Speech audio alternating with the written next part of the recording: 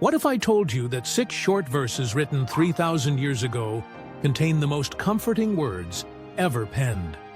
Words that have sustained millions through their darkest hours, whispered at deathbeds, and memorized by children worldwide. Welcome to Psalm 23, the most beloved chapter in the entire Bible.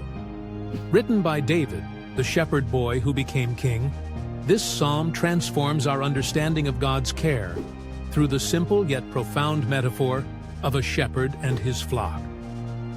David knew shepherding intimately.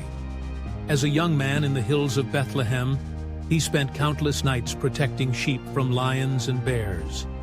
He understood their vulnerabilities, their tendency to wander, and their complete dependence on their shepherd.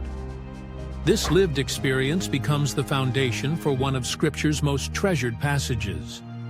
Let's journey through each verse, discovering why these ancient words still resonate today. The Lord is my shepherd, I shall not want. David begins with a declaration of relationship and provision. Notice he doesn't say, a shepherd, but my shepherd. This is personal, intimate. In ancient Israel, shepherds didn't just guide sheep. They owned them, knew each one by name, and would risk their lives for their protection. The phrase, I shall not want, doesn't mean we'll get everything we desire. Rather, it means we'll lack nothing essential for our spiritual journey. Just as sheep trust their shepherd to lead them to food and water, we can trust God to provide what we truly need. He makes me lie down in green pastures. He leads me beside still waters. Here, David paints a picture of rest and refreshment. Sheep are nervous creatures that won't lie down unless they feel completely secure. They need their shepherd's presence to find peace. Green pastures represent abundance and nourishment. In the Middle East's arid climate, finding lush grass required a skilled shepherd who knew the land. Still waters, not rushing streams, provide safe drinking. Sheep fear moving water and can easily drown in swift currents. Spiritually, this verse speaks to God's provision of rest for our souls. In our fast-paced world, we desperately need these green pastures and still waters, moments of peace where we can be refreshed and renewed. He restores my soul. He leads me in paths of righteousness for his name's sake. The word restore here means to bring back, to return to original condition. Just as sheep can become exhausted and need restoration, our souls require spiritual renewal. Paths of righteousness aren't just moral guidelines, they're safe routes. A good shepherd knows which paths lead to safety and which lead to danger. God guides us not to restrict our freedom, but to protect us from harm. The phrase, for his name's sake, reminds us that God's reputation is tied to how he cares for his people. A shepherd's skill was measured by the health of his flock. Similarly, God's character is revealed through how he tends to us. Even though I walk through the valley of the shadow of death, I will fear no evil, for you are with me. Your rod and your staff, they comfort me. This is perhaps the most quoted verse in times of crisis. David doesn't say if, but though, acknowledging that dark valleys are inevitable in life. The valley of the shadow of death likely refers to the deep, narrow gorges between hills where sheep were vulnerable to predators. These valleys were necessary passages to reach better pastures, but they were dangerous.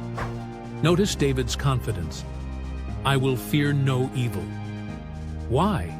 Because you are with me. The shepherd's presence transforms fear into courage. The rod and staff mentioned here were the shepherd's tools. The rod for protection against predators. The staff for guiding and rescuing sheep. In our darkest moments, we're not alone. God's presence doesn't eliminate the valley, but it eliminates the fear of walking through it. You prepare a table before me, in the presence of my enemies.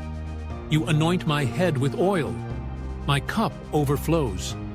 Suddenly, the metaphor shifts from sheep to honored guest.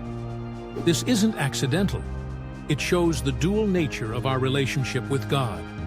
Preparing a table before enemies demonstrates God's protection and provision, even in hostile circumstances. In ancient culture, sharing a meal created a bond of protection. Your host was obligated to defend you.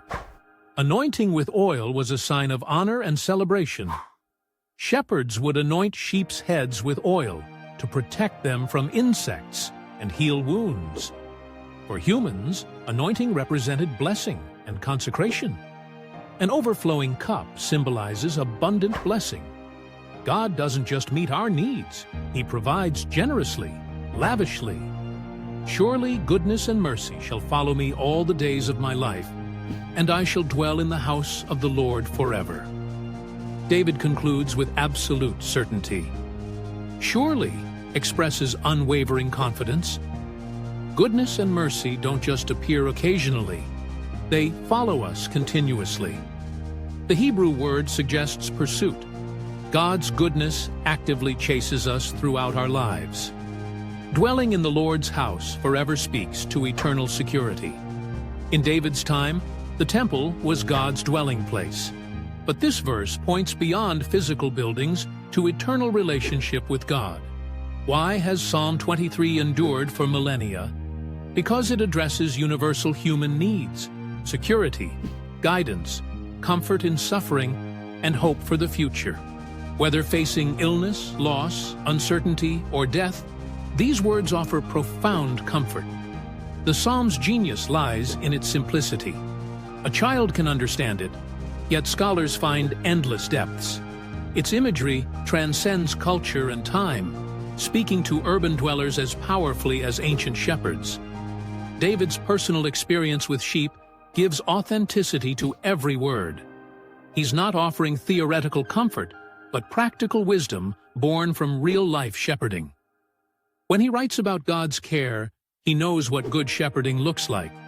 Today, when anxiety overwhelms us, when life feels chaotic, when we face uncertain futures, Psalm 23 reminds us that we're not alone. We have a shepherd who knows our needs, guides our steps, and promises to be with us always. In a world that often feels dangerous and unpredictable, these ancient words offer timeless truth. We are known, loved, and cared for by the Good Shepherd who gave his life for the sheep. That's why Psalm 23 remains humanity's most beloved prayer.